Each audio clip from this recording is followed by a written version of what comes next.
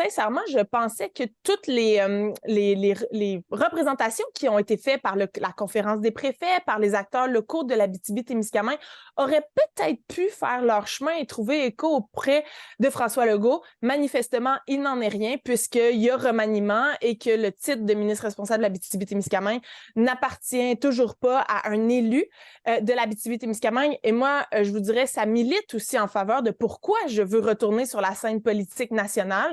C'est pour ramener cette voix forte, oui, de l'Abitibi-Témiscamingue, mais des régions dans l'agenda public, dans l'agenda médiatique. Donc, que nous soyons à nouveau, que nos enjeux soient à nouveau mis de l'avant dans la grande discussion collective à l'heure actuelle. Si on peut dire, si on fait un mi-bilan de ta campagne de persuasion des membres de QS, comment tu l'analyses?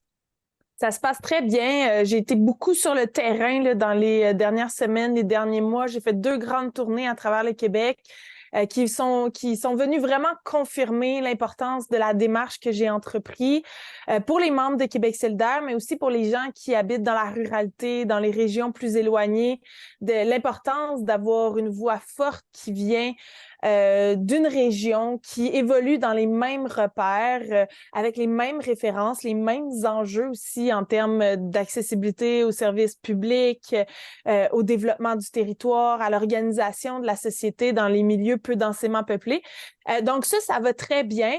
J'ai vraiment couvert l'ensemble du territoire. Là, pour moi, c'était important de le faire. De kilométrage, comme on dit, Effectivement. Comme une vraie politicienne de l'Abitibi-Témiscamingue. Il y a beaucoup d'appétit pour une porte-parole issue des régions. Maintenant, c'est un vote de délégués. Le mode de scrutin pour élire la prochaine co-porte-parole de Québec solidaire est peu répandu, je dirais. Donc, c'est en fonction de la taille des associations et on se cachera pas que les plus grosses associations de Québec solidaire, elles sont à Montréal.